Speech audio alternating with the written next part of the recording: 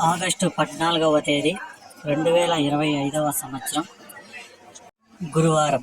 ఈ వీడియోలో అంగళ్ళు టమోటా ధరలు ఎలా ఉన్నాయో ఈ వీడియోలో తెలుసుకుందాం.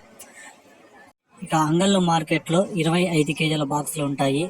ఇక్కడ ముందుగా పొడికాయలు చూసుకుంటే 50 రూపాయల నుంచి ప్రారంభమై 60, 70, 80, 90, 100 రూపాయల వరకు అయితే పలికాయి.